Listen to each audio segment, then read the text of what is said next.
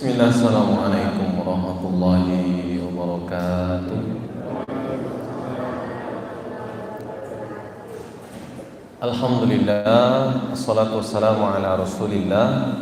Asyhadu an la ilaha illallah wahdahu la syarika lah, wa asyhadu anna Muhammadan abduhu wa rasuluhu la nabiyya wa la rasula ba'dah.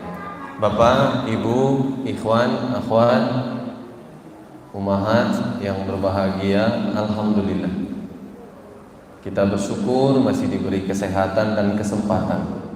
Ustadz, kenapa sih disebut berbahagia? Kita kan ini banyak yang tak senyum, Ustadz. Banyak yang sedikit uangnya, banyak yang sedikit badannya. Kenapa disebut berbahagia? Kata Nabi Muhammad SAW, bahagia itu bukan di harta, bahagia itu bukan di tahta, bahagia itu bukan di badan yang sehat. Bahagia itu ada di hati yang dekat dengan Allah. Jadi kalau orang ke masjid itu berarti hatinya dekat dengan Allah. Betul Pak ya? Lagi PPKM ngaji juga ke masjid. Mantap. Ini tes ombak namanya Pak. Lancar ngaji sekali ini ngaji terus gitu kan. Nah ini jadi ini masa PPKM, saya pun tidak menyebarkan flyer, poster apapun. Saya tidak ngasih tahu ke siapapun mau ngaji di Solo, tidak. Sampai beberapa ikhwan atau jamaah yang di Solo bilang, Ustadz ada kajian di Solo, diam-diam aja, sombong banget. Sombong juga. Bapak Ibu, saya luruskan, nama saya bukan Ransi Al-Maghribi. Saya luruskan dulu. Al-Maghribi itu orang Maroko. Saya lahir Indonesia. Dan tidak di waktu maghrib.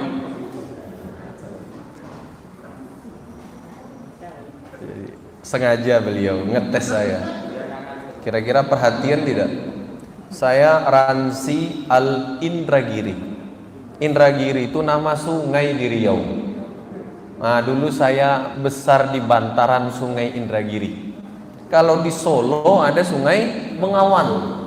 Jadi kalau saya lahir di Solo, di bantaran Sungai Solo, namanya Ransi Al-Bengawani. Bapak Ibu, jadi tak luruskan. Kemudian Bapak Ibu, alhamdulillah kami sebenarnya dulu mondok lama di Solo. Ya, lama di Solo. Ke Ngeruki, ke Arafah ini dulu pakai sepeda Pak, pakai sepeda saya. Dulu numpang sholat masjid-masjid sinilah saya ini. Ya, dulu waktu masih mondok. Bapak Ibu, sekarang sudah domisili di Jogja, tinggalnya di Jogja sekarang. Jadi orang Jogja. Bapak Ibu yang berbahagia, ini biar waktu maksimal. Nanti kalau malam ngantuk itu, betul kan? Banyak aja bisikan setan itu. Kata setan, sudahlah ngantuk aja. Bapak Ibu, ini tanggal 15 ya, secara Masehi. Secara Hijriah ini sudah tanggal 16. Karena perpindahan waktu di dalam Islam itu maghrib. Jadi kalau maghrib itu sudah waktu besok, berarti sekarang harusnya tanggal 16. Tapi kalau bagi Masehi nanti tengah malam. Tidak ada masalah lah, nggak usah berikhtilaf kita di situ, biarkan sajalah, itu ya. Nah, 16 berarti besoknya 17. Artinya bentar lagi Indonesia ini biasa rutinitas memperingati kemerdekaan. Ini kajian spesial kemerdekaan. Wah.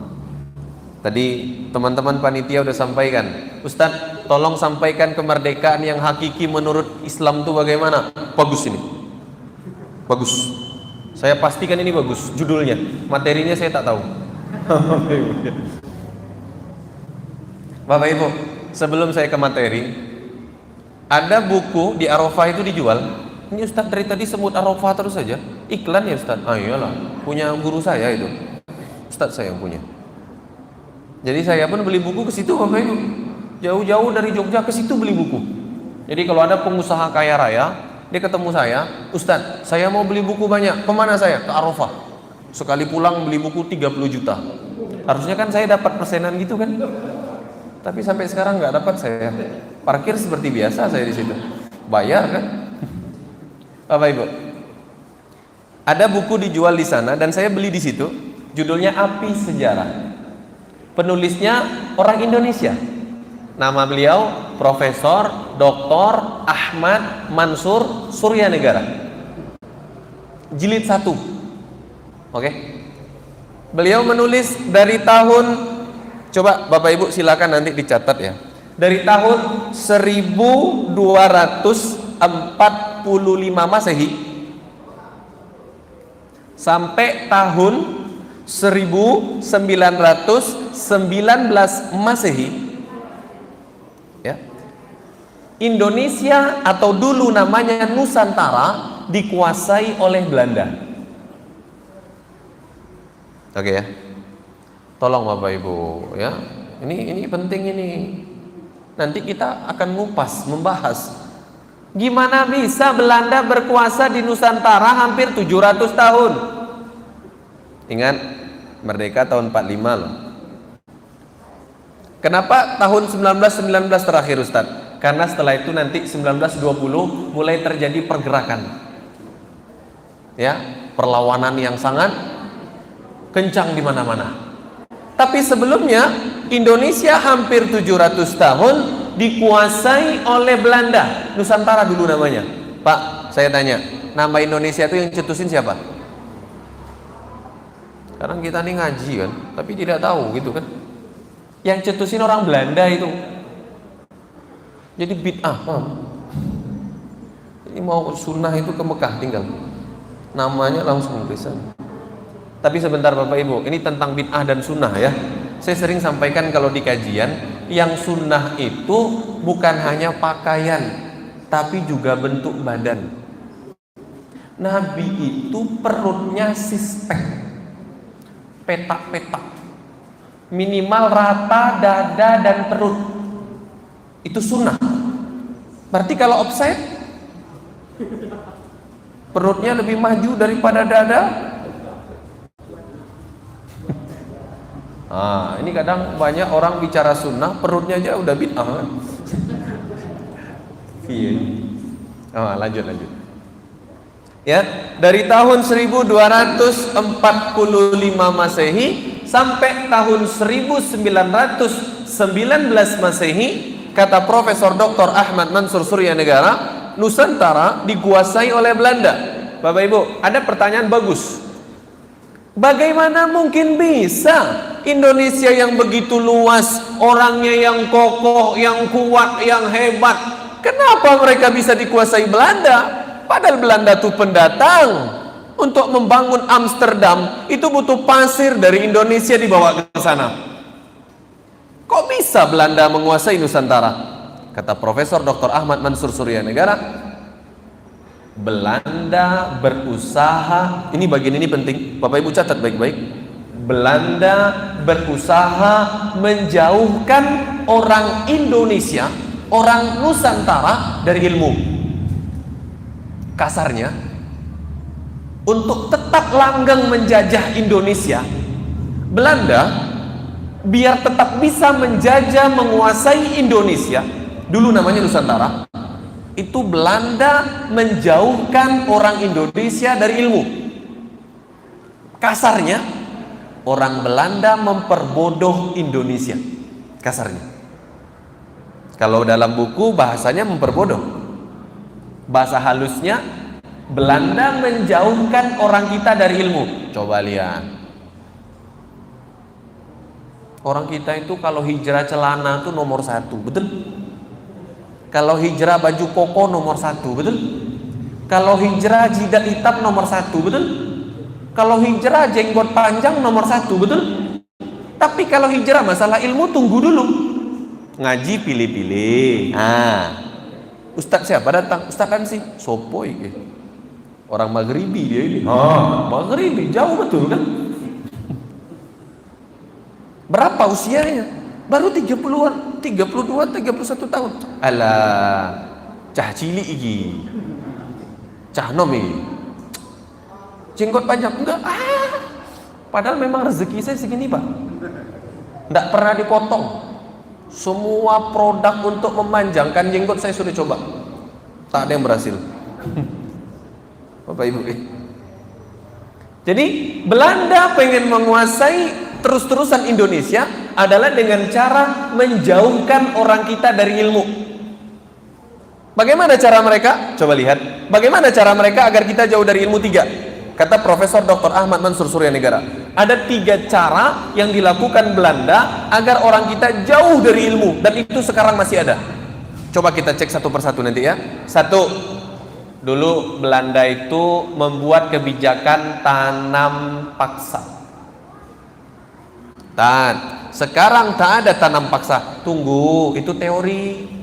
Teori itu sifatnya elastis, tinggal dibawa ke hari ini. Oke? Dulu namanya tanam paksa. Pak, saya kenalkan. Zaman dulu Pak, ada tanaman yang dibawa dari luar negeri. Contoh, coklat, kopi, dan sejenisnya. Ngomong-ngomong kopi Pak, negara pertama yang membolehkan kopi itu Yaman Pak, karena orang Nasrani bilang dulu kopi haram. Hah? Jadi kalau ada orang nyinyir sama Islam, dikit-dikit haram, itu orang Nasrani dulu bilang kopi itu haram. Ini teman-teman Expresso bisa bahaya kan? Haram gitu kan? Kopi taubat haram. Haram. Maka Yamanlah disebut pintu gerbang kopi. Kenapa? Mereka yang menghalalkan kopi. Bapak tahu Pak, negara terbesar pengekspor kopi siapa? Brazil. Bapak tahu mereka ngambil kopi dari mana? Indonesia. Keren kan? Ambil dari Indonesia yang punya nama Brazil. Orang Malaysia ngambil beras di Indonesia, jual beras atas nama Malaysia. Cina ngambil dari Indo, dibuat produk made in Cina. Gitu kan? Luar biasa. Dulu tanam paksa, pagi orang sudah bekerja, sampai sore pulangnya hampir maghrib, sudah capek, malamnya capek, tidurnya cepat, pagi kerja lagi, pulangnya malam, tidak sempat belajar ilmu. Itu yang dilakukan Belanda. Sekarang banyak kan? Pergi ke toko, pergi jualan, pergi ke kantor, pergi mengajar, pulangnya sudah sore, mandi, maghrib, habis maghrib makan, habis makan siap-siap isya, habis isya ngantuk, capek, tidur. Tidak sempat tolabul ilmi, tidak sempat belajar ilmu. Belanda ngerti, agar orang itu bisa dikuasai, agar mereka tidak hebat, jauhkan dia dari ilmu. Bagaimana caranya? Buat mereka sibuk bekerja. Banyak orang sibuk bekerja kan? Ayo, sibuk berorganisasi, sibuk rapat sana sini, betul? Mau kemana? Rapat. Mau kemana? Rapat. Belajar enggak? Sibuk aktivitas, ilmu enggak dituntut. Itu dulu adalah pola Belanda agar kita ini enggak punya ilmu. Penampilan nomor 1. Kalah Ustaz. Ini saya pakai sarung Pak karena di masjid Pak. Tadi pakai celana saya Pak. Janganlah pakai sarung aja. Nanti biar bapak-bapak nyaman. Nanti kalau saya tidak pakai sarung kan. Bapak Ibu, jadi Belanda membuat kita sibuk bekerja karena Belanda ngerti kalau orang sudah sibuk bekerja pasti dia itu tidak akan belajar ilmu. Anak kuliah sibuk rapat, orang kantor sibuk bekerja, orang organisasi sibuk rapat organisasi. Ibu-ibu di rumah apalagi sibuk bekerja ya Bu ya. Makanya sangat cocok ada kajian khusus ummahat, kajian khusus ibu-ibu. Kalau di Jogja Bu, kalau boleh saya kenalkan, kajian rutin di Jogja tuh Bu, ibu-ibunya bisa sampai 500-800 datang rutin. Ada sampai 1000 rutin itu, bukan tabligh akbar. Mungkin kalau di sini 5.000 Bu ya. Mungkin 5.000 dikurangi 4.900 tinggallah 100. Panitia 50, jamaah 50. Ya. Kenapa kita dulu tak merdeka juga? Kenapa dulu Belanda, Jepang menguasai kita? Rupanya kita dijauhkan dari ilmu. Bagaimana cara mereka menjauhkan kita dari ilmu? Kita dibuat sibuk bekerja. Kerja. Dua, apa yang mereka lakukan agar kita jauh dari ilmu? Karena mereka ngerti, kalau kita tak berilmu, kita tak akan merdeka. Apa yang mereka lakukan? Sibuk dengan ustadz yang mengajak kepada amalan. Bukan ilmu, tapi amalan. Beda apa? Ada majelis tahajud, ada odoj, one day one juz. Padahal baca Al-Qurannya salah. Khatam sebulan sekali, padahal bacanya salah. Pak, salah baca Pak, artinya salah Pak. Alhamdulillah, segala puji bagi Allah. Alhamdu, ha tipis. Tapi kalau Bapak Ibu baca Alhamdulillah, kegelapan bagi Allah. Beda artinya. Rabbil alamin, ain a, Tuhan pemilik semesta alam. Kalau dibaca Rabbil alamin, Tuhan yang sakit. Salah huruf, salah arti. Panjang pendek salah, salah lagi. Salah tasdid, salah lagi. Bahkan Nabi mengancam, hadis riwayat Imam Muslim, laisa minna man lam yataghanna bil Quran. Wa qala al Imam An-Nawawi fi syarah sahih Imamil Muslim, at-taghana ay ihsanul qira'ah wa ihsanus saut. Kata Nabi SAW, bukan umatku mereka yang dengan Al-Quran ketika membaca tidak bertaghonna. Kata Imam An-Nawawi mensyarah hadis ini, at-taghonna memperbaiki bacaan dan memperbaiki suara. Nabi loh yang ngancam. Hadis riwayat Imam Muslim loh. Berarti bapak-bapak yang ngaji sembarangan itu, ya ayyuhalladzina amanu, tidak pakai suara terbaik. Ya ayyuhalladzina amanu, kan bisa tuh. Tapi ada yang baca itu kan Alhamdulillahirabbil alamin arrahmanirrahim maliki yaumiddin. Nabi loh Pak yang ngancam, bukan ustaz Pak, Nabi. Hadis riwayat Imam Muslim. Coba bayangkan, orang Belanda ngerti.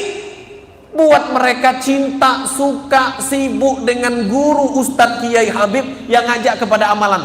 Majelis istighfar rame, majelis solawat rame, majelis sedekah rame, majelis duha rame.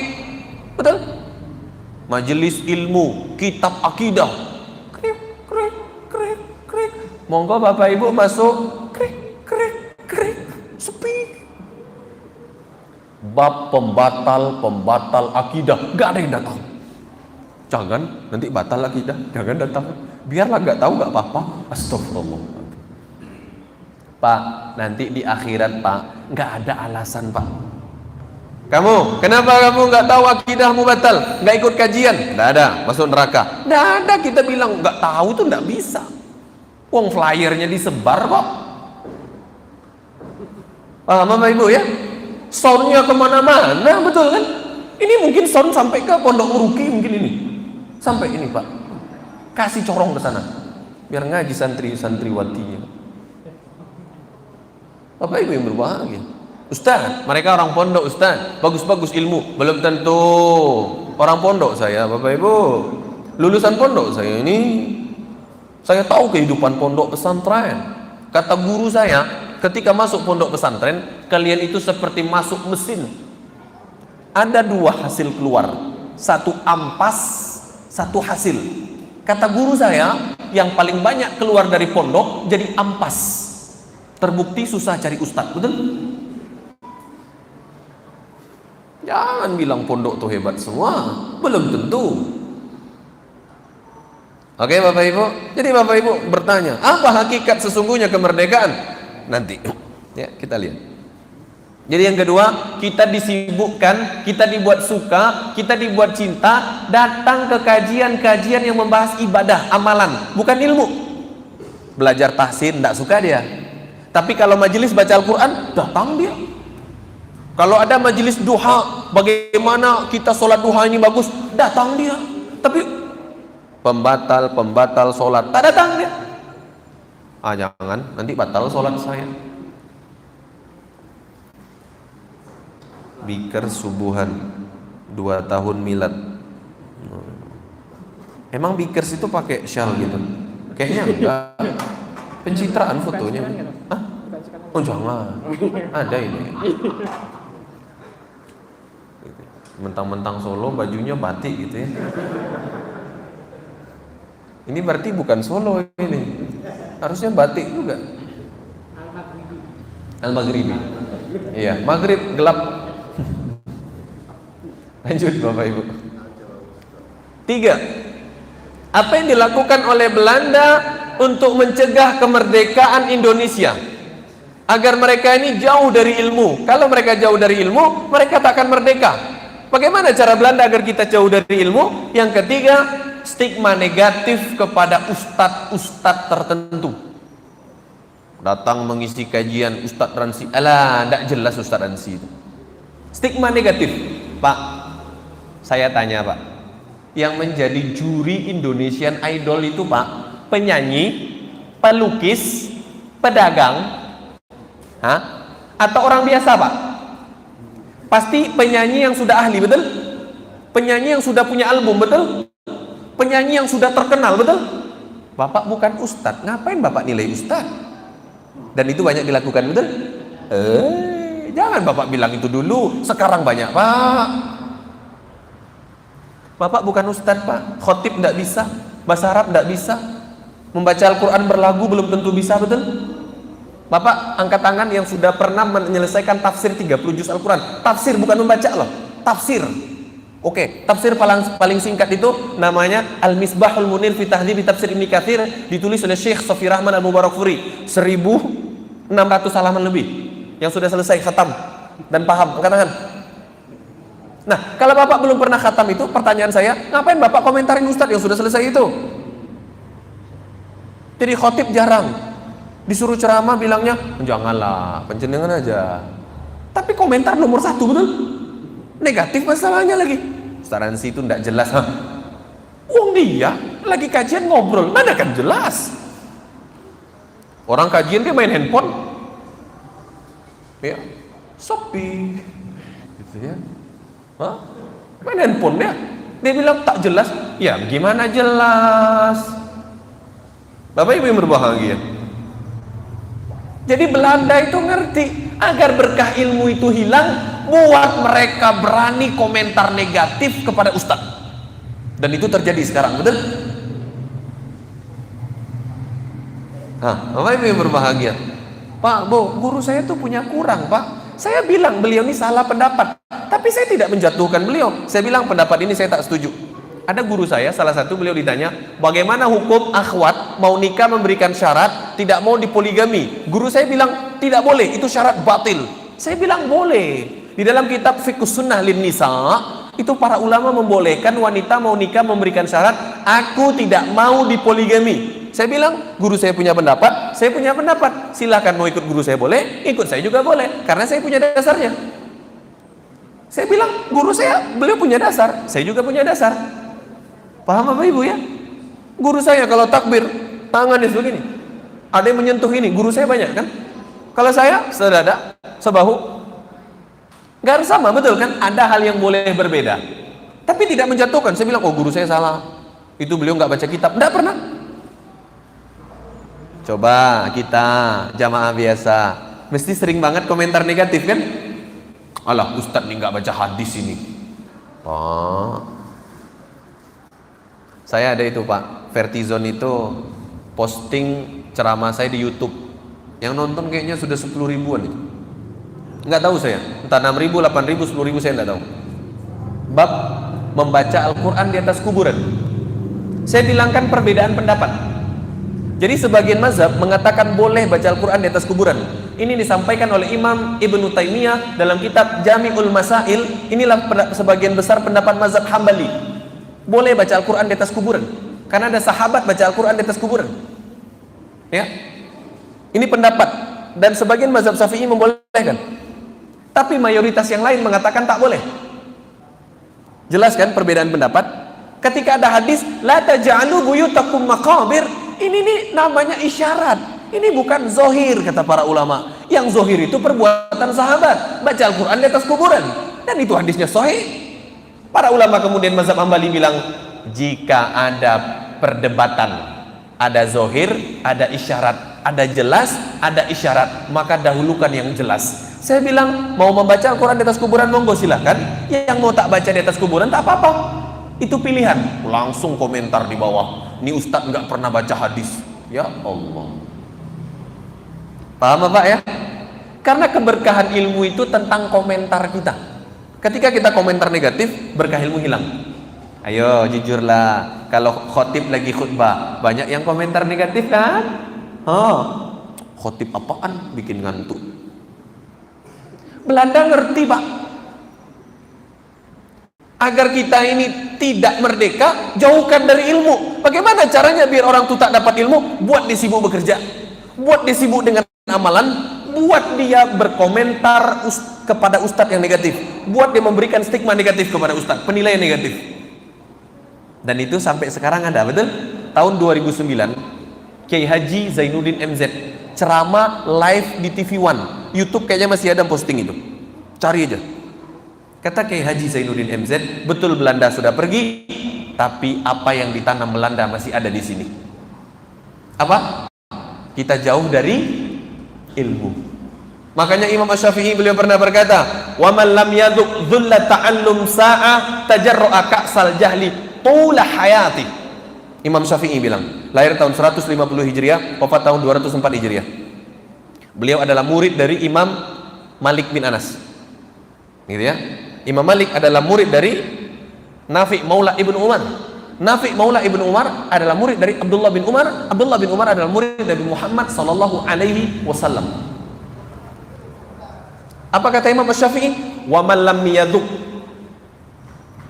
dhulla ta'allum sa'ah, barang siapa yang tidak merasakan pedihnya menuntut ilmu, belajar ilmu, tak terasa sulit, tak terasa pedih, tak susah-susah dia belajar ilmu agama, tajarru'a ka'sal jahli tula hayati, dia akan dijajah oleh kebodohan seumur hidupnya.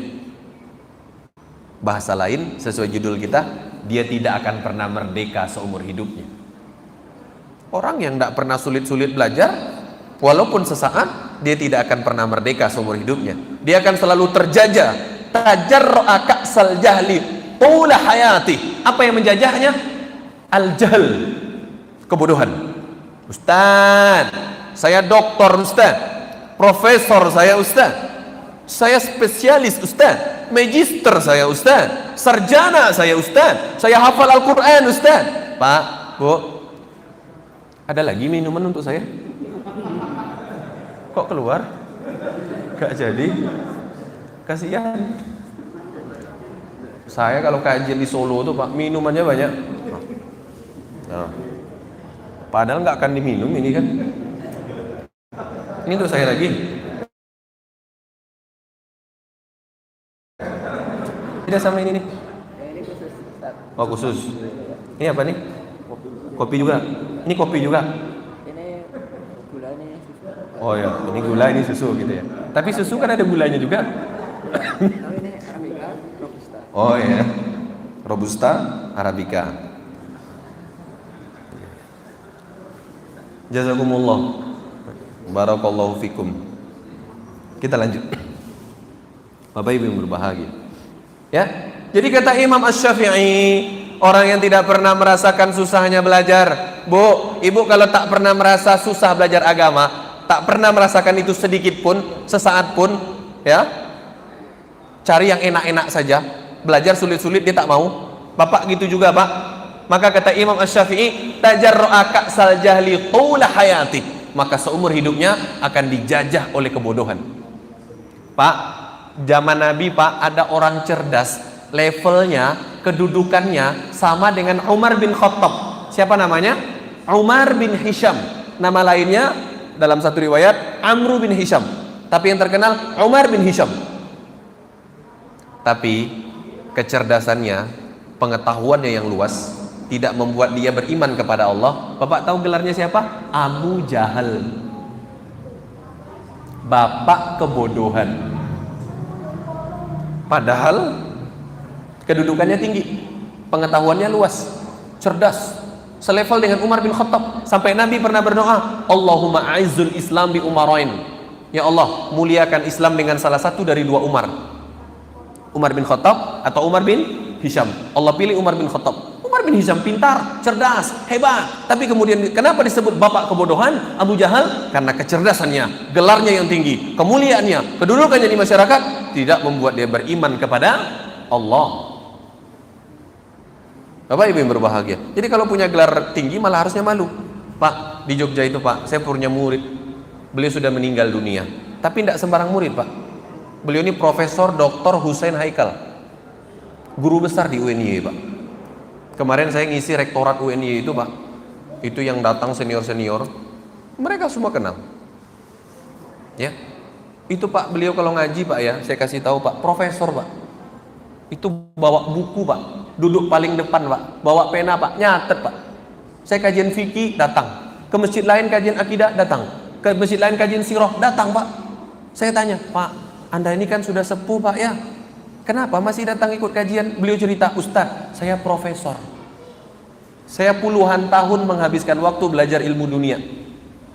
Saya malu Ustaz, ketemu orang masih muda, ngerti fikih, ngerti sirah, ngerti akidah, saya harus belajar. Setiap datang Pak, bawain sarung, bawain buku. Ustaz, buku saya dibaca ya Tad ya. Mudah-mudahan nanti Ustaz, buku saya ini kalau Ustaz baca, Ustaz sampaikan ke orang, saya dapat pahala dari ilmunya. Kalau ada acara-acara ngambilin minum Pak, saya tidak minta Bapak Ibu ngambilin saya minum, tidak. Cuma maksud saya orang ini tawaduk luar biasa, ngambilin minum. Ustaz, ini minum untuk Ustaz. Masya Allah, udah sepuh Pak. Subhanallah ya, ngerti. Subhanallah. Nah, udah jam berapa? 20.45. Kita maksimal jam 21.00 ya. Ya. Mengikuti waktu setempat. Kan cuma 20 menit kalau makan kan? Nah, makan. Kalau ngaji 19 menit. Ayo Bapak Ibu yang berbahagia. Jadi kata Imam Syafi'i, kemerdekaan yang hakiki adalah orang yang bisa belajar, cerdas, punya ilmu. Kalau tidak, dia akan dijajah oleh kebodohan. Dia tak akan merdeka seumur hidupnya. Siapa yang menjajahnya? Kebodohan. Bapak Ibu, kemudian Allah Subhanahu wa taala berfirman, saya yakin Bapak Ibu hafal ayat ini karena sering biasanya imam membaca ketika sholat. Surah Al-Baqarah, surat kedua, juz ketiga. Kalau ayat kursi itu 185 ya, maka dia berarti ya 185 ya, berarti dia 187. Kalau nggak keliru itu lembar sebelah kanan baris paling atas. Coba lihat 255 atau 257 itu saya lupa. Jadi kalau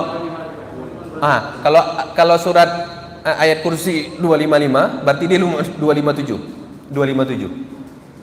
Ayat 257 itu lembar sebelah kanan baris paling atas tuh ya. Kata Allah, A'udzubillahi minasyaitonirrajim. Allahu waliyyul ladzina amanu yukhrijuhum. Coba lihat, yukhrijuhum minadz-dzulumat ilan nur. Ya. Saya terjemahkan dulu, nanti saya bacakan versi tafsirnya. Ya. Kata Allah, Allah wali, penolong. Alladzina, Allahu waliyul ladzina amanu. Allah yang menolong orang-orang yang beriman. Yukhrijuhum, coba lihat. Allah keluarkan mereka, Allah selamatkan mereka minadz-dzulumat, dari kegelapan. Para ulama tafsir mengatakan, paling ringkas buka tafsir As-Sa'di, nama kitab tafsirnya Taisirul Karim Rahman fi Tafsiri Kalamil Manan. Apa kata beliau? Minadz-dzulumat ay minal jahli.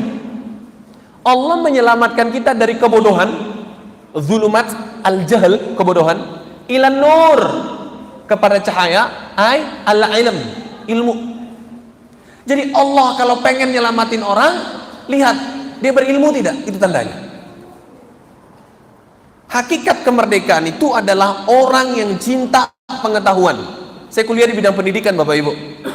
Tujuan pendidikan adalah long life education. Belajar itu tujuannya adalah long life education. Bagaimana orang seumur hidup belajar. Bukan hanya di sekolah, bukan hanya di masjid, bukan hanya di pondok, bukan hanya di mana, tapi di mana-mana belajar. Itu hakikat pendidikan. Kalau kita sekolah, selesai sekolah kita tak belajar, pendidikan gagal. Namanya, kata Mas Ruri dalam bukunya Negative Learning, namanya alienasi. Alienasi itu orang belajar hanya pada tempat tertentu, pada waktu tertentu, pada situasi kondisi tertentu saja. Di luar tempat itu dia tak belajar, di luar waktu itu dia tak belajar, di luar situasi kondisi itu dia tak belajar. Itu namanya terkena alienasi. Tanda alienasi, lulus bahagia, selesai bahagia, keluar dari tempat itu tak belajar lagi. Itu tanda terkena virus alienasi. Jadi Allah menyelamatkan kita itu dengan cara ilmu. Makanya firman pertama Allah, wahyu pertama yang diturunkan apa? Iqra. Iqra bismi rabbikal ladzi khalaq. Coba lihat. Iqra. Pak, Bu, maaf, cobalah kritis. Coba bertanya-tanya. Kenapa ya Allah pertama turunkan Iqra? Kenapa bukan sallu? Salatlah kalian. Subuh, puasalah kalian. Iqra'u Quran, bacalah Al-Quran. Kenapa enggak itu? Tasaddaqu, bersedekahlah kalian. Hah? Berzikirlah kalian, berdoalah kalian. Kenapa bukan itu perintah pertama Allah? Kenapa malah perintah pertama adalah Iqra, bacalah. Kalau mau kritis, maka Profesor Dr. Ali Muhammad As-Salabi dalam kitabnya As-Sirah An-Nabawiyah mengupas ayat ini, wahyu pertama. Apa kata beliau? Allah paham mau mengangkat derajat manusia, mau membuat manusia lebih baik lagi agar dia merdeka, maka satu-satunya adalah ilmu.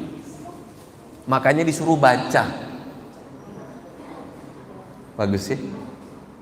Tapi kata Allah, belajar itu tidak cukup, membaca itu tidak cukup, datang kajian dengerin itu tidak cukup. Ayat keempat, apa kata Allah?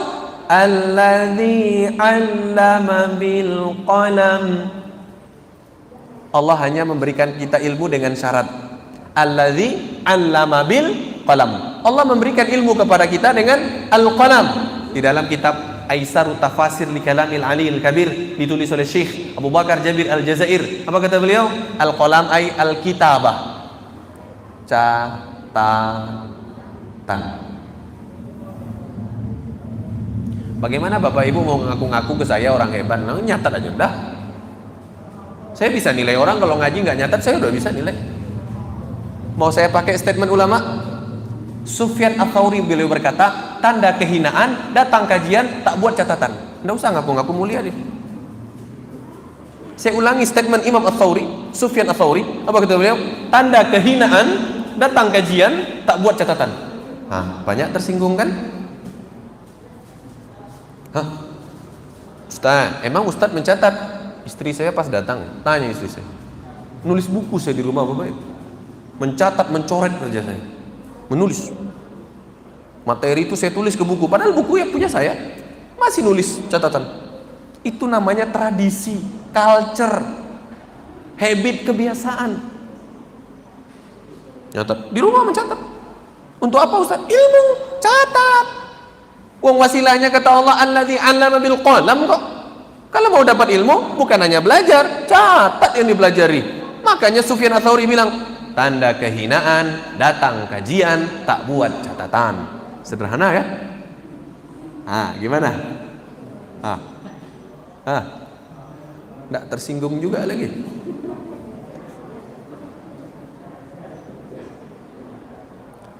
Bapak Ibu, kalau Bapak Ibu jalan ke Jogja melihat kajian offline saya yang rutin di Jogja, pasti Bapak Ibu malu karena mencatat semua, bawa buku semua.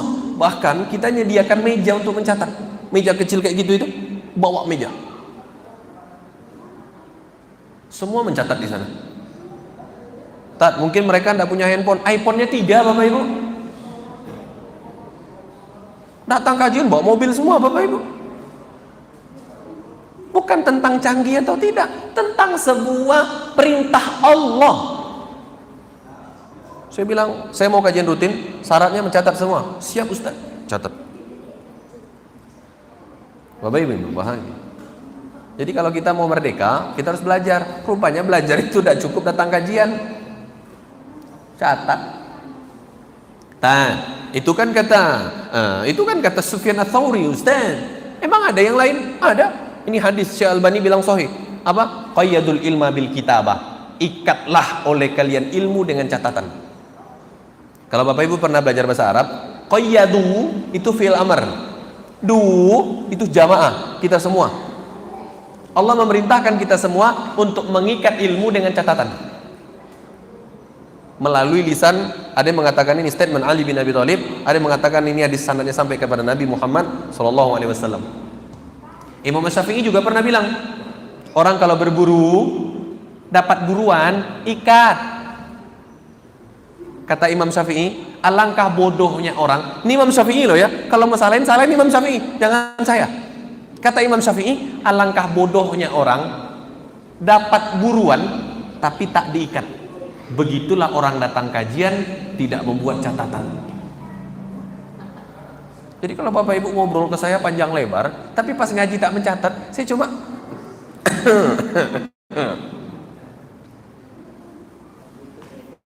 Bapak Ibu ya. Bapak Ibu, saya kalau boleh cerita di pondok pesantren. Jadi saya kalau sudah dapat materi dari Ustadz, saya catat. Malamnya saya hafal, sudah hafal, buku catatan saya tutup, saya catat sendiri dengan bahasa Arab. Saya buka buku catatan, buku catatan baru saya buka, yang hafalan saya catat tadi, udah sama, yang baru saya bakar, yang simpan yang lama, catatan asli. Setiap hari seperti itu. Ke pustaka mencatat, apalagi di Mahan Ali. Di Mahan Ali An-Nur itu wajib mencatat. Wajib membaca 1 jam dan mencatat. Ringkasan, resume harus dicatat. Nanti diperiksa. Sebegitunya. Bapak Ibu yang berbahagia, ingat, tidak cukup kita datang mengaji, tidak cukup kita mendengarkan ilmu. Allah bilang apa? Alladzi 'allama bil qalam. Bapak Ibu yang berbahagia. Ustaz, sudah lama nggak ngaji, malah Ustaz sekali ngaji kayak gini. Lah, hakikat kemerdekaan kan? Mau merdeka begitu. Jangan kita hidup dalam bayang-bayang kebiasaan Belanda. Pergi ke sana, pergi ke sini, ikut ke sana, ikut ke sini. Belajar enggak? Kosong Bapak Ibu. Kosong. Kosong. Jadi mudah kita dikuasai orang. Ya. Makanya kata Profesor Dr. Buya Hamka, Belandanya sudah pergi, penjajahnya sudah pergi, tapi apa yang ditanam Belanda masih ada di sini. Masih Bapak Ibu. Ayo Bapak Ibu. Jadi kalau kita ini kan bentar lagi peringatan kemerdekaan ya. Yang digalakkan apa? Belajar. Kalau saya ngaji sendiri cukup? Nah. Hadis riwayat Imam Bukhari. Apa kata Nabi Muhammad sallallahu alaihi wasallam? Ya, "Law ya'lamul mu'minu ma indallahi minal uqubah ma tami'a fi jannatihi ahadun." Kalau orang beriman itu tahu pedihnya azab di neraka, pasti tak ada yang mau masuk surga sendirian. Pasti ngajak-ngajak. Pasti. Kalau Bapak Ibu tahu pedihnya azab neraka, pasti tidak mau datang kajian sendirian. Maka waktu materi ini kami sampaikan di Temanggung, tapi lebih ke gunungnya. Itu saya lupa nama masjidnya.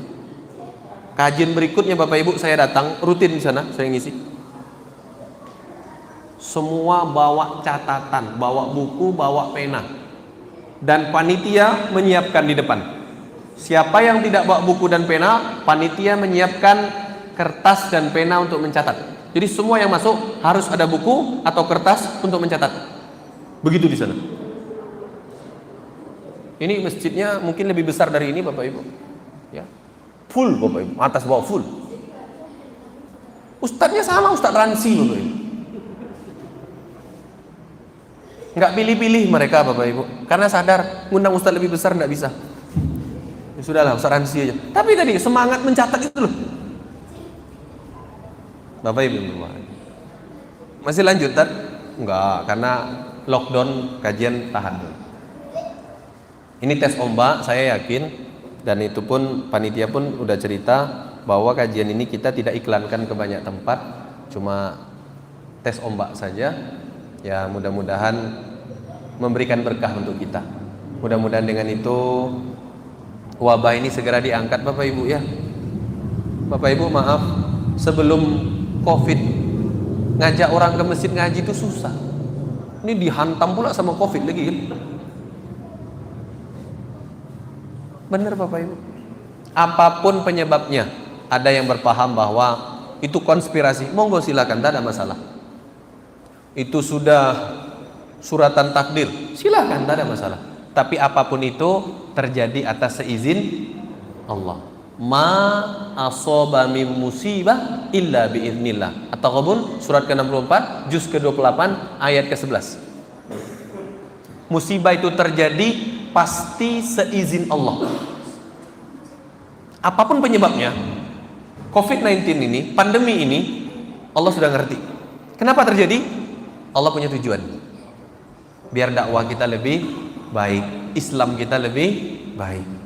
Ayo Bapak Ibu, ini kesempatan kita merancang, memprogram, ya menata ulang bagaimana biar masyarakat sekitar ikut ke masjid, bukan hanya sholat 5 waktu, tapi juga belajar.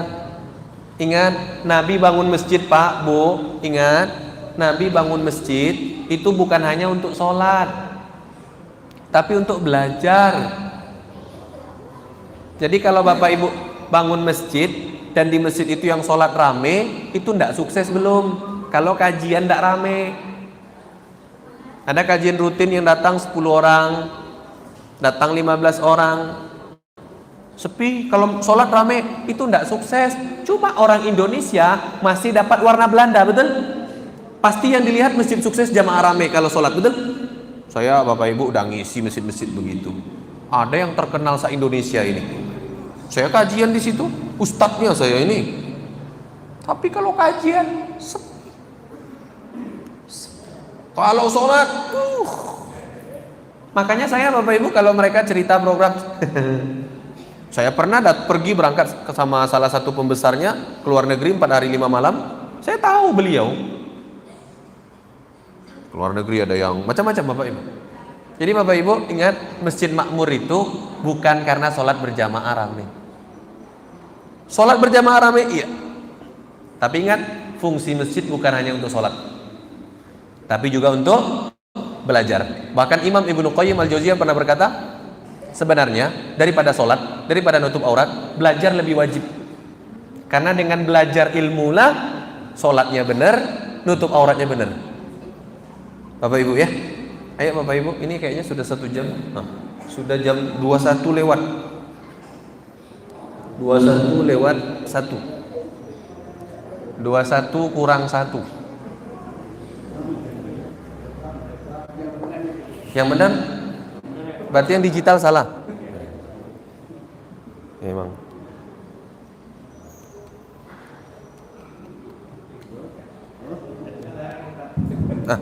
Hidup lagi deh. Tadi mati. Itu ya. Yang benar yang ini ya. Tet. Habis.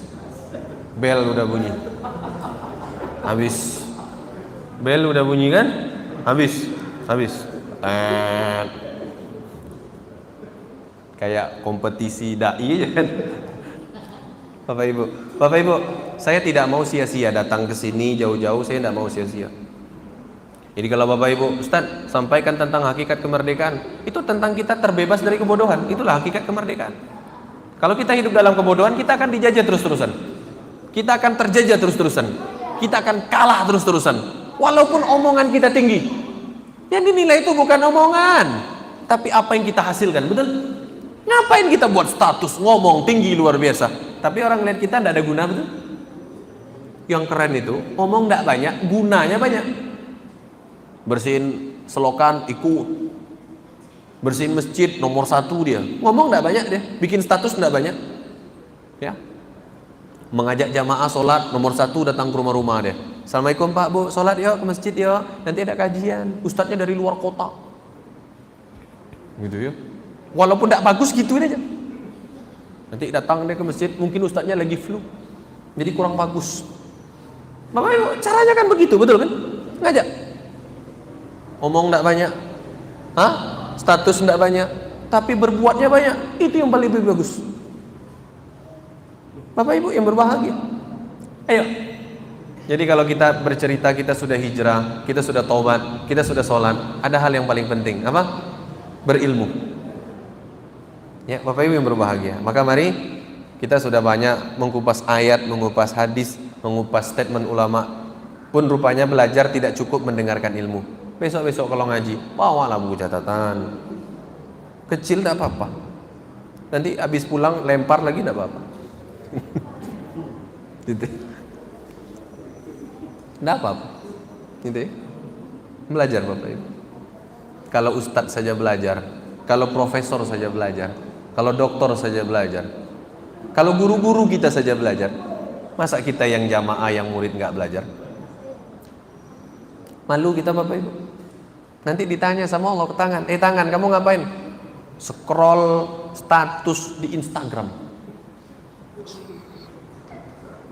Facebook. Kalau anak muda,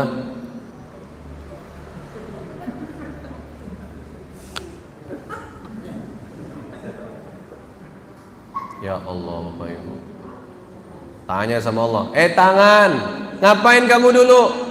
Sibuk di grup WhatsApp. Hahaha, waka. Entah apa entah. Bapak Ibu, saya dimasukkan ke grup ustadz. Tapi di grup ustadz ini banyak menyebarkan hoax. Saya tidak bilang ustadz mana ya, tapi ada grup, paham ya? Live saya Bapak Ibu, keluar saya. Ada yang langsung konfirmasi, maaf ustadz kok keluar? Saya bilang, saya dilarang sama Allah. Al-An'am ayat 67 atau 68 itu. Saya dilarang, saya bilang. Saya tidak boleh ikut gabung kayak gini. Kalau yang ngobrol tidak mutu itu orang umum, grup SD, SMP, SMA, kuliah, kok yang disebarkan itu, yang di-share itu nggak manfaat, nggak apa-apa. Ini kalau maaf, notabene UST, HABIB, KIAI,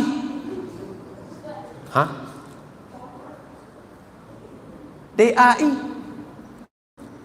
statusnya itu, notabene itu dipanggilnya guru. Kok suka nyebarin hoax, suka menyebarkan hadis palsu di dalam grup itu. Dan kalau diingatin tidak mau, diingatkan nggak mau, left, keluar Bapak Ibu, keluar. Bahkan ada grup alumni pondok pesantren yang isinya, ya maksudnya kok lulusan pondok kok obrolan nggak manfaat gitu loh. Diingatkan nggak mau, malah nyolot, malah marah lagi jabrinya. Nah ya sudah, left, keluar Bapak Ibu. Kalau orang umum seperti itu kita maklum, orang umum. Bapak Ibu, Ustadz harus seperti itu. Itu diperintahkan oleh Allah Subhanahu wa Ta'ala. Karena nanti kita jadi nggak suka belajar. Bapak Ibu ingat, belajar itu bukan di masjid saja, bukan hanya di sekolah, bukan hanya di kampus, bukan hanya di taklim saja. Belajar itu seumur hidup. Ketika Bapak Ibu sudah cinta belajar, berarti sudah merdeka. Kalau Bapak Ibu masih tidak suka belajar ilmu, ya, coba kalau nanti ngadain kajian kita di sini, trik jitu poligami, rame datang. Daftar pun daftar itu, berbayar itu bayar itu. Modal dikit untung selangit, mantap. Masuk surga jalan pintas, rame. Mana ada jalan pintas masuk surga? Jalan tol semua, panjang melelahkan. Jalan pintas masuk surga itu meninggal ketika bayi. Paham apa Ibu? Istri saya tanya, Bang, katanya kan kalau meninggal karena virus COVID-19 itu katanya syuhada. Tergantung. Kalau preman minum-minuman keras kerjanya kena COVID meninggal, enak aja syuhada. Enggak begitu caranya. Saya bilang, Kalau ada wanita katanya kalau melahirkan meninggal itu syahid, syuhada. Tergantung wanita yang macam mana, betul kan? Enak betul nanti mati tenggelam kapal Titanic berarti syahid semua. Maaf Bapak Ibu, itulah gunanya belajar. Ayo Bapak Ibu kita belajar. Kalau Bapak Ibu sudah suka belajar, sudah suka mencatat ilmu, berarti sudah merdeka. Kalau belum, kita masih terjajah. Apa yang ditanamkan Belanda masih ada. Kalau kita belum, ya, berarti coba tes diri kita 3 tadi. Yang mana kena? Sibuk bekerja, sibuk amalan saja, atau sibuk komentar negatif ke ustadz. Coba cek yang mana kenanya. Kalau sibuk bekerja, tolong mulai luangkan waktu belajar. Ya, kalau sibuk dengan amalan-amalan, tolong itu bagus amalan, tapi tolong mulai perbaiki amalan-amalan itu. Cari tahu takbir yang benar gimana. Allah. Ada Pak doktor di universitas terbaik di Indonesia ini Pak, doktor beliau ini. Kalau takbir Pak, Allah. Begini tangannya Pak. Tak ada mazhab begini Pak. Tak ada. Kalau sholat zuhur kayak jadi imam Pak. Alhamdulillah. Ya. Israel. Wa maghdub. Amin. Sholat zuhur itu Pak, kayak imam, padahal makmum.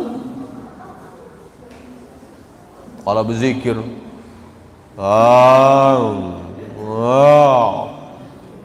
kayak soleh banget Pak. Amalan itu bagus, cuma cek bener nggak? Itu loh. Ya, Bapak Ibu ya. Ada anak, bukan anak lah, murid. Jadi dia ini kan agak gaul ya, masih muda kuliah. Dia bilang, Bang, rambut Nabi panjang nggak Bang? Saya bilang panjang. Berarti rambut panjang sunnah Bang? Saya bilang itu bukan sunnah namanya. Jadi af'alun Nabi itu 3. Perbuatan Nabi dibagi 3. Nah itu kan banyak juga yang nggak tahu kadang gitu. Ada khosois, ada jibiliyah, ada sunnah. Jadi perbuatan Nabi itu 3. Khosois, jibiliyah, sunnah. Apa itu Bang? Khosois kekhususan bagi Nabi. Cuma Nabi yang boleh, kita tak boleh. Contoh, Nabi punya istri 9, kita tak boleh. Ada juga tuh Pak Ustadz Pak, ceramah Pak, dia bilang, fankihu ma taba lakum minan nisa matna wa thulatha wa ruba'. 2 tambah 3 tambah 4 9. Ada Pak. Gila. Betul, saya bilang gila itu Pak. Suka-sukanya aja komentarin ayat. Ada lagi yang bilang ceramahnya, nikah itu 2 bagus istrinya, 3 bagus sekali, 4 sempurna. Dia bilang, dari mana dasarnya itu? Luar biasa Pak, banyak seperti itu. Inna lillahi wa inna ilaihi raji'un. Masya Allah. Ya. Jadi Pak ngomong terus tadi nih. Habisan Pak ya? Mana pembawa acara tadi? Katanya jam 9 selesai tadi. Belum juga. Habis waktunya habis. Pak, ada tanya jawab nggak kita nih? Saya takut waktunya udah kemalaman. Ada tanya jawab? Mana tahu Bapak Ibu kan ada yang mau bertanya kan? Nanti kalau ada yang mau bertanya boleh bertanya. Tapi sebelum itu Bapak Ibu, mungkin untuk mempersingkat waktu, Bapak Ibu ingat, ini akhir zaman. Kata Nabi, hadis ini derajatnya sahih, min asyratis sa'ah ayyul tamasal ilm indal asaghir. Di antara tanda akhir zaman, orang banyak belajar kepada asaghir. Asaghir itu siapa? Ustadz, kiai, habib, ceramah tak ada isinya. Cuma cari senang-senang aja, ketawa, happy, enak-enak, tidak ada isinya, dasarnya tak kuat. Bapak Ibu, itu terjadi di akhir zaman. Betul, kita punya kewajiban belajar, tapi selektif. Pastikan kita mengaji kepada akidahnya lurus, ilmunya bagus, syukur penyampaiannya enak dicerna, enak didengar. Nyinggung-nyinggung dikit tak apa-apalah. Yang penting ilmunya bagus, akidahnya lurus. Tetap selektif. Karena di akhir zaman banyak asawir berkeliaran. Saya kalau di kajian Jogja itu saya ngasih judul Bad Teacher. Bapak Ibu ya, guru-guru yang buruk banyak di akhir zaman. Hati-hati. Hati-hati. Ayo Bapak Ibu perbaiki diri. Ingat, selama-lamanya kita akan terjajah selagi kita tidak suka belajar, terkhusus dalam ilmu agama. Ustaz, belajar itu kan Bapak Ibu, maaf, kalau Bapak Ibu kurang ancaman, silakan nanti di rumah buka tafsir surat Al-Isra, surat ke-17, juz ke-15, ayat 72. Kalau saya tak keliru, lembar sebelah kanan atau sebelah kiri, cek aja, agak bawah. Kalau enggak kanan kiri itu kan, Al-Quran cuma 2 itu kan. Ya. Kata Allah, "Wa man kana fi hadhihi a'ma fahuwa fil akhirati a'ma wa adallu sabila." Barang siapa yang di dunia ini buta, para ulama tafsir bilang bukan mata yang buta, tapi hati dari ilmu agama. Coba lihat, barang siapa yang di dunia ini buta dari ilmu agama, dia tak pasti, kata Allah, dia di hari kiamat buta, tak bisa melihat jalan ke surga. Wa adallu sabila, dan dia kena atau menempuh sesesat-sesatnya jalan, masuk neraka, diancam sama Allah. Kalau kurang ancaman Pak, tadi cuma hasungan kan, ini ancaman ayatnya. Saya masih banyak punya ayat loh Pak. Nanti kenapa sudah belajar ilmunya nggak masuk? Punya ayatnya nanti Pak. Silakan nanti buka Al-Kahfi misalkan, ya kan? Allah tutup telinganya, Allah tutup hatinya, dia tak bisa paham agama. Dalam Al-A'raf lebih parah lagi. Ada lagi di Al-A'raf lebih parah lagi. Wa minhum may yastami'u ilaik. Ada di antara manusia yang suka ngaji, suka datang ngaji, rajin datang ngaji, bahkan bikin kajian, tapi Allah tutup telinganya, Allah tutup hatinya, tak bisa dia paham agama. Ada. Ilmu itu luas banget, Bapak Ibu. Kalau dibahas sampai subuh tak selesai-selesai, betul kan? Cukup, setelah ini kita sesi tanya jawab. Ini sebagai mukodimah saja. Mukodimah. Kalau ada yang tersinggung, tersindir, saya mohon maaf, namanya mukodimah. Bapak Ibu ya, monggo kalau ada pertanyaan.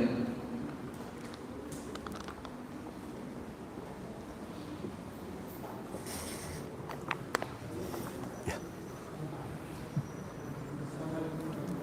Waalaikumsalam.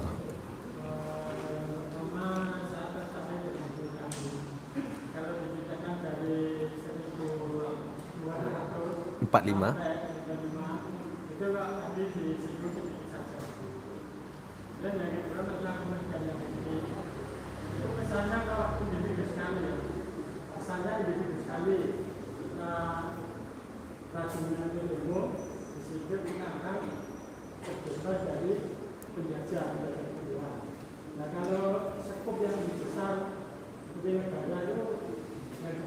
Ya. Oke. Ustaz, tadi tentang 1245 sampai 1919, pun baru merdeka tahun 1945. Itu kan yang dibahas itu cuma skop di mana kita dijajah oleh Belanda itu karena tidak berilmu. Yang lainnya kan banyak kan, kayak Davide et Impera. Kalau Bapak Ibu baca, Davide et Impera itu politik Belanda yang sukses karena kita jauh dari ilmu. Jadi orang kita itu dipecah belah. Ada nama dulu Londo Ireng. Betul kan? Paham Bapak Ibu namanya Londo Ireng? Itu orang Jawa yang bukan orang Jawa, maaf, sorry. Ini saya minta maaf. Maaf. Itu kan Londo itu berarti bahasa Jawa kan begitu kan? Cuma saya minta maaf kalau ada yang ini bukan maksudnya Jawa saja. Jadi orang Indonesia yang memihak kepada Belanda. Cuma kan kalau maaf istilah Londo Ireng itu dari orang Jawa. Kalau Bapak Ibu baca Londo Ireng itu memang maaf dalam sejarahnya orang Jawa yang memihak ke Belanda. Tapi maaf saya luruskan, bukan hanya orang Belanda, bukan hanya orang Jawa. Karena yang memihak kepada Belanda, Sumatera yo ada, Kalimantan yo ada, Papua yo ada, kan gitu. Jadi orang Indonesia yang memihak kepada Belanda, tapi malah memusuhi sesama Indonesia yang berjuang melawan Belanda. Bapak Ibu, skop itu luas. Tapi kalau Bapak Ibu baca Profesor Dr. Ahmad Mansur Suryanegara itu, beliau meneliti, menganalisa dari tahun itu sampai 1919, itu penyebabnya, kata beliau, penyebabnya kita berhasil dijauhkan dari ilmu. Kenapa Tuanku Tamusai, Imam Bonjol bisa berjuang? Karena mereka belajar. Kata analisa Profesor Dr. Ahmad Mansur Suryanegara. Jadi kan luas banyak banget tuh kejadian pada masa itu. Ada nanti pengkhianatan ini, pengkhianatan itu, ada perang ini, perang itu. Jadi ibarat kapal besar ada intinya, gitu loh. Ibarat rumah besar ada intinya. Intinya itu adalah Belanda mampu berkuasa lama, ya, di Nusantara itu karena berhasil menjauhkan kita dari ilmu, kata beliau begitu. Jadi artinya banyaknya macam yang terjadi itu penyebabnya adalah kemampuan Belanda yang menjauhkan kita dari ilmu pengetahuan, kata beliau begitu. Makanya nanti Pak, kalau Bapak baca di 1920 itu baru lahirkan organisasi pendidikan kan. Bung Tomo itu kan Bung Tomo maaf. Budi Utomo ya. Itu kan 1920 kan. Gitu loh. Barulah lahir kepekaan, kepedulian untuk belajar. Maksudnya yang sifatnya kan sebelumnya ada Pak, tapi masif. Masif itu underground. Jadi pendidikannya itu ya kayak orang Thailand zaman dulu lah. Masih sifatnya terbatas sekali. Nah, tapi setelah 1920 itu sudah mulai besar-besaran. Gitu loh. Kalau Bapak Ibu baca di Solo, di Jogja, di Jawa kala itu, belajar bahasa Melayu itu enggak boleh, Pak. Bahasa Indonesia itu dari bahasa Melayu. Kenapa? Identik bahasa Melayu lebih dekat kepada Islam. Itu orang Belanda dulu. Sampai sebegitunya, Pak. Luar biasa ya. Saya kalau sampaikan sejarah itu, ya Allah Pak, luar biasa. Nah, membaca buku itu nanti cakrawala pemikiran kita terbuka luas sekali. Nah, itu sisi itu. Kemudian sisi yang lain tentang, maaf Pak, saya lupa yang kedua. Hah?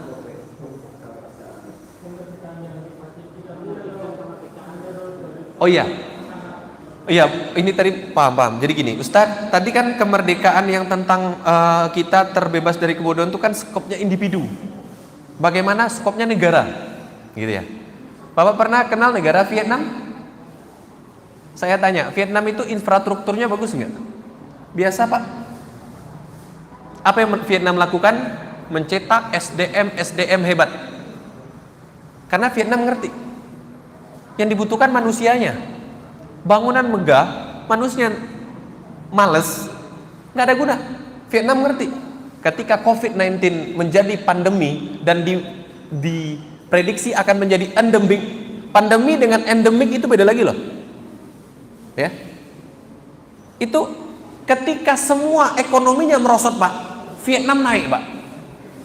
Apa yang dilakukan Vietnam? SDM. Mengumpulkan orang-orang, anak-anak muda belajar semua Pak. Itu skop negara Pak. Terus Bapak Ibu tahu Jepang ketika dibom tahun 1945, 6 dan 9 Agustus oleh Amerika, Hiroshima Nagasaki. Waktu itu pangeran yang berkuasa namanya Hirohito. Datang panglima perang kepada pangeran Hirohito, kaisar, melaporkan bahwa Lululantak hancur. Maka Hirohito bertanya, ada berapa guru yang kita punya? Coba lihat ini kita bicara skop negara, oke? Ya, ini kita bicara skop negara. Negara Jepang. Kata Hirohito, kaisar, kalau di Indonesia presiden Pak. Hirohito bilang, berapa guru yang kita punya? Sekian, kata panglima, cukup. Kita bangun 20 tahun lagi Jepang dengan guru-guru yang ada. Pak, kalau Bapak tahu negara Pak, negara itu gunanya dua.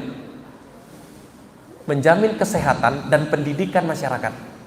Harusnya kalau negara itu betul, maka dia yang pertama pendidikan gratis dan dijamin. Yang kedua kesehatan Pak. Kalau Bapak pengen jelas lagi, tonton di YouTube podcastnya Deddy Corbuzier sama Rocky Gerung. Jadi sebenarnya guna negara itu adalah bagaimana pendidikan kita maju Pak. Kita harus bilang, angka pendidikan kita tinggi, Pak.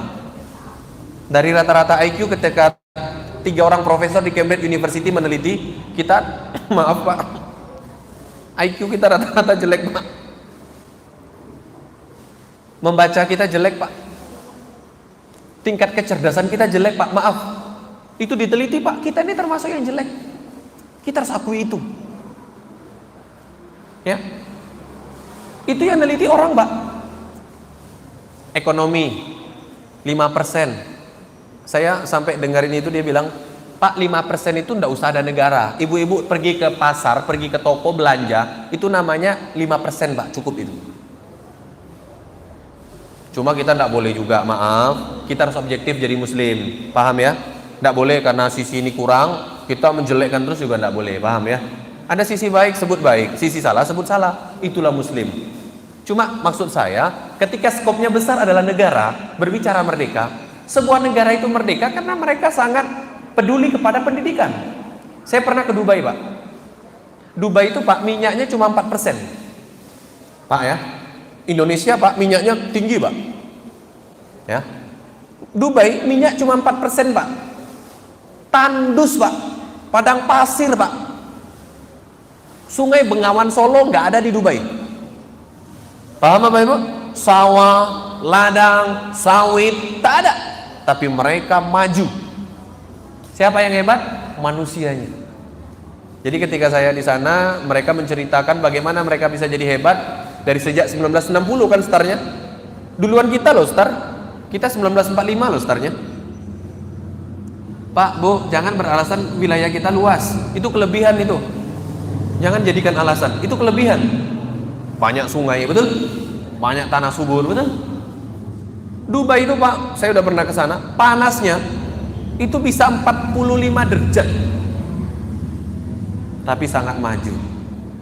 Karena siapa yang bikin maju? Manusianya. Apa yang dilakukan Dubai? Fokus pada pendidikan. Sementara, Pak, di tempat kita, Pak, saya tanya, tujuan orang belajar di Indonesia itu apa? Ini saya tanya, Pak. Kerja. Benar, Pak, benar. Benar. Perhatikan kalau kerja sebatas untuk bekerja, betul ya?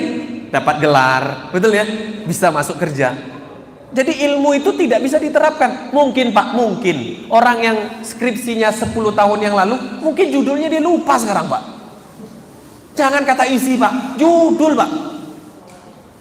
Makanya lihat orang-orang tua kita kalau lain, kamu masuk SD ini agar bisa masuk SMP favorit, betul? Kamu masuk SMP favorit agar masuk SMA. Kamu masuk SMA favorit agar masuk kampus. Kamu masuk kampus favorit agar mudah masuk.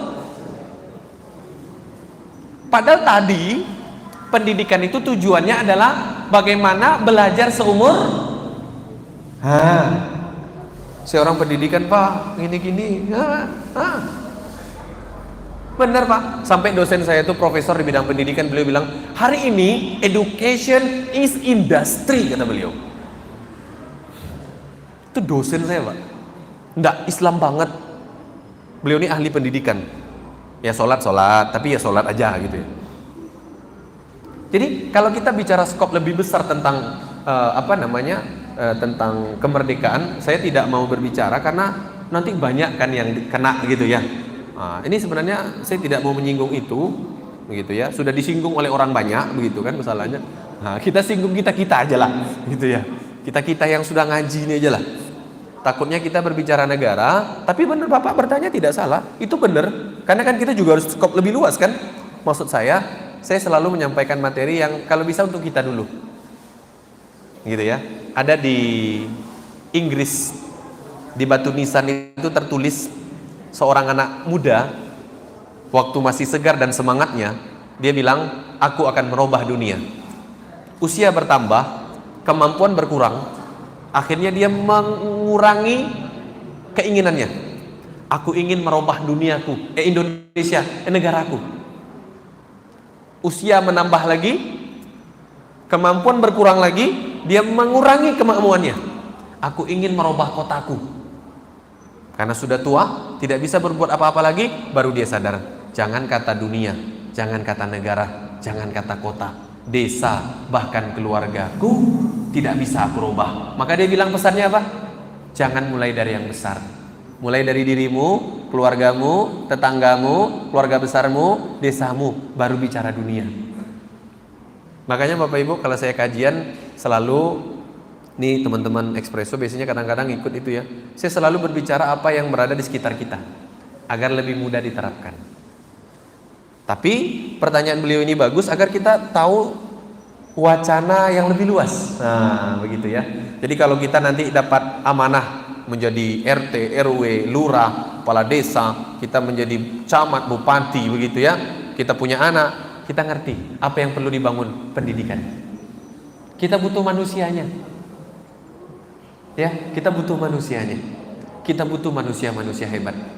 Itu Bapak Ibu ya. Itu juga lah yang membuat kami fokus kepada dunia pengetahuan. Mau ceramah kemana-mana, mau nulis buku banyak, mau baca buku banyak, karena harus banyak orang hebat. Karena kalau tidak, kita akan makin tertinggal. Secara fisik kita tertinggal dari yang lain, betul? Secara disiplin kita tertinggal dari Cina. Tertinggal Bapak Ibu. Cina tuh disiplin. Jadi tukang. Datang jam 7:30, jam 8 mulai kerja. Hah? Jadwal pulang jam 4, jam 4 selesai kerja. Itu orang Cina Pak. Gaji rela dibayar lebih kecil. Orang kita Pak, masuk kerja jam 8, baru datang jam 8 Pak. Jam 8 ngerokok dulu Pak. Ganti celana, ganti baju, betul? 8:30 baru mulai Pak. Setengah jam sebelum zuhur istirahat Pak, padahal nggak sholat. Sampai 1 jam, setengah jam setelah zuhur. Setengah jam sebelum asar istirahat. Setengah jam setelah asar istirahat. Jam 4 pulang, setengah 4 udah selesai kerja Pak. Siap-siap pulang. Jam 4 pulang . Dan gaji tidak mau kurang, betul? Kalah Pak. Kita kalah Pak. Tapi kita kalau ini bisa bersaing, betul? Dan semua orang sukses Pak di dunia ini, tidak ada satupun dari mereka kecuali mereka suka belajar. Bapak silakan baca siapapun, semuanya mereka suka belajar. Tidak ada Pak, kita ketemu orang sukses di bidang apapun, pasti disuka belajar. Pasti suka belajar. Ayo Bapak Ibu ya, ini subhanallah memberikan kepada kita sebuah tambahan. Mudah-mudahan bisa menambah pengetahuan kita. Masih ada kira-kira?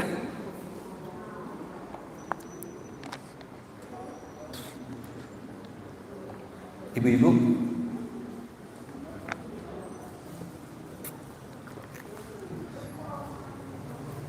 Kalau tidak ada kita cukupkan. Oh, nambah lagi. Mantap.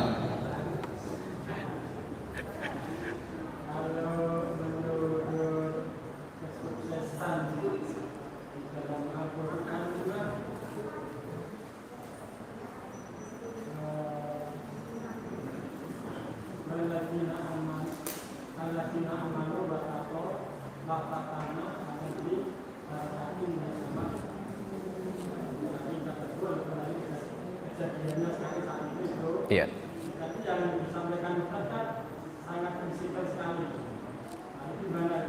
Iya. Ustaz, di dalam Al-Quran kita ketemu banyak ayat. Alladzina amanu wattaqaw la fatahna alaihim barakat minas sama'i wal ardh. Jadi orang-orang yang beriman dan bertakwa, maka kami buka bagi mereka keberkahan dari langit dan dari bumi. Dari langit ada hujan, ada sinar matahari. Dari bumi, buminya subur, menumbuhkan tumbuh-tumbuhan yang subur, dimakan oleh hewan, hewannya subur-subur, dagingnya enak, bergizi, mantap. Nah, sementara tadi disampaikan adalah tentang bagaimana kesuksesan itu adalah tentang orang yang suka belajar. Sementara dalam ayat, kesuksesan itu adalah orang yang dia beriman dan bertakwa. Itu korelasinya bagaimana Ustaz? Tentang dapat keberkahan.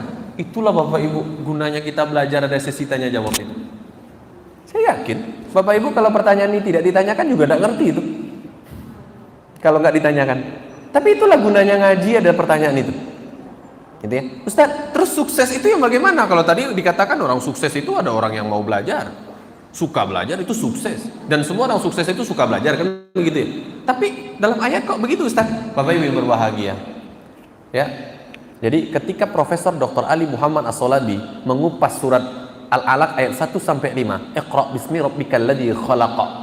Maka kata beliau, kenapa ini yang pertama Allah turunkan? Karena Allah ngerti satu-satunya yang bisa membuat orang itu naik derajatnya, sukses dunia akhiratnya adalah Iqra bismi rabbikal ladzi khalaq, dengan ilmu yang dia pelajari. Sampai beliau menyandingkan dengan ayat wa 'allama adamal asma'a kullaha thumma 'aradahum 'alal malaikah, Al-Baqarah ayat 31. Jadi Nabi Adam kenapa dapat kedudukan mulia, sujud malaikat dan jin Azazil diperintahkan oleh Allah? Itu karena dia berilmu. Kata Profesor Dr. Ali Muhammad As-Salabi. Ya. Terus korelasinya di mana, Ustaz? Jadi gini. Bapak Ibu coba perhatikan surah Al-Balad. Ya, surah Al-Balad. Itu ya, coba lihat. Ini kita tentang bicara iman ya. Bapak Ibu coba lihat. Kata Allah dari ayat 10, 11, 12 sampai 16 atau 17. Coba cek nanti. Kata Allah, wa hadainahun najdain. Allah tunjukkan dua jalan, jalan sukses, jalan gagal, jalan surga, jalan neraka. Oke. Ya, wa hadainahun najdain. Kemudian kata Allah, falaqtahamal aqabah wa ma adraka mal aqabah. Kami sudah baca tafsirnya. Apa maksudnya? Ketika Allah jelaskan ada dua jalan, jalan sukses, jalan gagal, jalan surga, jalan neraka, maka kata Allah, orang itu berat menuju jalan sukses, berat menuju surga. Ibaratnya surga itu mendaki, neraka itu nurun. Jadi lebih capek mendaki daripada menurun. Itu falaqtahamal aqabah wa ma adraka mal aqabah. Coba lihat. Pengen ringan mendaki ke atas, pengen bisa mengambil jalan sukses, maka apa kata Allah? Fakku raqabah. Coba lihat. Au it'amu fi yaumin dzi masrabah yatima dza maqrabah au miskina dza matrabah thumma kana minal ladzina amanu, baru amanu. Fakku raqabah, bebaskan budak. Di dalam tafsir Al-Jazair dikatakan tak ada budak hari ini sekarang, kecuali di Afrika Utara sana ada. Indonesia tak ada. Eropa, Amerika tak ada. Asia tidak ada. Terus kalau tak ada budak bagaimana? Bersedekah senominal membebaskan budak. Au it'amu fi yaumin dzi masrabah, bantu orang yang terkena musibah, longsor, banjir, kebakaran dan lain-lain. Yatima dza maqrabah, bantu anak yatim. Au miskina dza matrabah, orang miskin bantu. Baru tsumma kana minal ladzina amanu. Jadi amanu itu Allah taruh di belakang. Allah mungkin nggak tak coba-coba, nggak mungkin. Allah mengurutkan ayat itu sudah diperhitungkan dengan matang. Ali Imran 110. Kuntum khaira ummah ukhrijat lin-nasi ta'muruna bil ma'ruf wa tanhauna 'anil munkar wa tu'minuna. Jadi orang terbaik itu ngajak kepada yang baik dulu, mencegah dari yang mungkar dulu, baru beriman loh Pak. Apa maksudnya Ustaz? Para ulama tafsir bilang, mengajak kepada yang baik, mencegah dari yang mungkar, itu tidak bisa tanpa sampai kita kepada derajat mubaligh. Mubaligh itu derajat itu harus diusahakan. Jadi ceramah itu tidak boleh Pak, yang penting bisa ceramah, tidak bisa Pak. Ada syaratnya. Jadi dokter ada syarat, betul? Jadi dokter gigi ada syaratnya. Dokter klinik ada syaratnya, dokter kecantikan ada syaratnya, jadi bengkel ada syaratnya, jadi ustadz ada syaratnya. Ada level mubaligh namanya, dia harus berilmu. Jadi mengajak kepada yang ma'ruf, mencegah dari mungkar, baru iman. Al-Balad tadi bebaskan budak, kemudian dia membantu orang susah, orang kena musibah, anak yatim, orang miskin, baru iman. Apa maksudnya kata para ulama tafsir? Orang yang memiliki pengetahuan, dengan pengetahuan dia peduli kepada orang yang tadinya tak beriman, bisa Allah beri dia keimanan. Sementara sebaliknya, orang yang sudah beriman, orang tuanya beriman, dia lahir dalam keadaan beriman, ketika dia tidak berilmu, dia tidak peduli kepada sesama, maka nanti iman bisa berkurang bahkan hilang. Itu statement yang saya pakai betul Bapak Ibu. Jadi ketika kita bicara, Ustadz tadi disebutkan bahwa orang sukses itu rata-rata mereka suka belajar. Tapi dalam ayat ada seperti itu bagaimana? Itu setelah proses. Karena sebuah keimanan yang benar itu tidak mungkin benar tanpa dia memiliki ilmu. Itu rumus para ulama. Bapak bayangkan Pak, ada namanya pembatal akidah Pak. Yang nulis buku salah satunya Ustadz Abu Bakar Ba'asyir Pak. Saya punya bukunya Pak. Ada 10 poin Pak. Pak, saya punya buku Pak. Judulnya Khamsuna Alama Lil Munafiqin. Penulisnya Syekh Al-Arumi. Satu lagi Thalathuna Alama Lil Munafiqin. Penulisnya Dr. Ain Al-Qarni. Satu lagi Pak, Sifatun Nifaq wa Na'tul Munafiqin. Tentang sifat orang munafik yang ada di diri muslim Pak. Bapak tahu? Bapak Ibu tahu? Malas belajar, tak paham agama. Itu sifat orang munafik Pak. Ngaku beriman sekarang. Modal peci ngaku beriman sekarang Bapak Ibu. Saya sampaikan 50 poin itu nanti pulang bakal merasa munafik aku ini gitu. Paham Bapak ya? Kan kita sering ngerasa beriman kan? Kita sering ngerasa bertakwa kan? Dengan modal jidat hitam tadi kan? Ada banyak tanda orang munafik di diri kita. Walakinnal munafiqina la yafqahun. Akan tetapi orang-orang munafik itu tak paham agama. Ngeri ya. Pak, Bapak punya istri yang sudah nikah ya? Yang belum nikah maaf nih. Kata Nabi Pak, suami dayus, suami yang tak marah istri dan anaknya berbuat dosa. Berapa banyak Pak rumah tangga itu suami diam-diam saja, istri buat dosa, betul? Dosa istri itu banyak loh Pak. Ngomong lebih tinggi tidak boleh, dosa loh Pak. Banyak kadang kan bapak-bapak jadi suami diam aja kan. Istri ngomong tinggi, betul kan? Tak boleh. Kita kalau ketemu hadis-hadis tadi, akhirnya kita, oh ya, jangan-jangan imanku tidak benar, gitu loh. Jadi Bapak Ibu yang berbahagia, ketika kita bicara ilmu, iman, takwa, surga, begitu ya, itu sebuah proses panjang. Jadi orang yang beriman itu imannya benar ketika dia diperbaiki dengan ilmu pengetahuannya. Makanya perintah pertama adalah, bukan kan maaf Bapak Ibu ya, kalau kita maaf agak kritis ya, kritis. Kenapa kita kenapa ya Allah perintah pertama dalam Al-Quran bukan amanu billah? Kenapa iqra gitu ya? Kenapa bukan perintah beriman kalian kepada Allah? Keren ya? Kenapa? Karena Allah ngerti Pak. Makanya kan ayatnya kan iqra bismi rabbikal ladzi khalaq. Ya kan? Kan gitu. Iqra bismi rabbikal ladzi khalaq. Coba lihat Pak. Jadi iman itu bagus karena iqra. Iqra bismi rabbikal ladzi khalaq. Khalaqal insana min 'alaq. Iqra wa rabbukal akram alladzi 'allama bil qalam. 'Allamal insana ma lam ya'lam. Keimanan itu dia mantap, dia benar karena dia punya ilmu pengetahuan. Makanya kan iqra bismi rabbikal ladzi khalaq. Keimanan adalah alladzi khalaq. Allah menciptakan manusia. Sebelumnya Allah bilang iqra dulu, baru kamu tahu. Coba kalau kita nggak belajar Pak, mesti kita merasa benar terus kan? Beriman terus tuh, bertakwa terus tuh. Nah, Bapak Ibu berbahagia. Ayo Bapak Ibu, semangatlah belajar, yakin. Tidak akan pernah sia-sia apa yang kita pelajari. Tidak akan pernah sia-sia. Sebaliknya kalau kita tidak belajar agama, kita tak paham agama, Allah ancam tadi surat Al-Isra. Ya, 72. Allah ancam. Jadi ayo Bapak Ibu kita belajar, mudah-mudahan nanti ke depan lebih baik lagi lah Bapak Ibu ya. Mudah-mudahan masjid ini nanti makmur, bukan hanya sholatnya, bukan hanya sedekah Jumatnya, tapi makmur yang lain-lain juga. Anak-anak muda di sini jadi suka dengan kebaikan, Bapak Ibu suka dengan kebaikan. Mudah-mudahan semua bahu membahu. Harapannya cuma itu Bapak Ibu. Kami bukan orang politik, kami juga tidak punya jualan.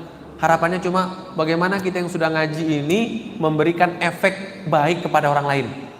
Akhirnya kita semua bahu membahu dalam kebaikan. Begitu Bapak Ibu, karena sudah malam. Ya Bapak Ibu sepertinya sudah berat matanya. Mudah-mudahan bermanfaat. Mohon maaf banyak salah dan kurang. Mudah-mudahan pandemi ini segera berlalu. Mudah-mudahan saudara-saudara kita yang meninggal karena COVID-19, mudah-mudahan Allah ampuni dosa mereka. Mudah-mudahan saudara-saudara kita yang hari ini positif COVID-19, mudah-mudahan Allah segera angkat, Allah sembuhkan mereka. Mudah-mudahan kita yang hari ini belum terkena, kita yang masih negatif, kita yang masih sehat, mudah-mudahan Allah jauhkan, Allah hindarkan COVID-19 dari kita. Mudah-mudahan dalam kondisi sulit ini Allah lancarkan usaha kita. Mudah-mudahan Allah banyakkan rezeki kita, Allah berkahi rezeki kita. Mudah-mudahan Allah sehatkan badan kita, Allah jadikan rumah tangga kita sakinah mawaddah warahmah. Allah berikan kepada kita anak cucu keturunan yang soleh-soleh. Mudah-mudahan Allah jadikan kita orang-orang yang bahagia di dunia, bertetangga kelak di surganya. Amin ya rabbal alamin. Kami mohon maaf banyak salah dan kurang. Dari kami cukupkan. Kembalikan kepada pembawa acara. Assalamualaikum warahmatullahi wabarakatuh.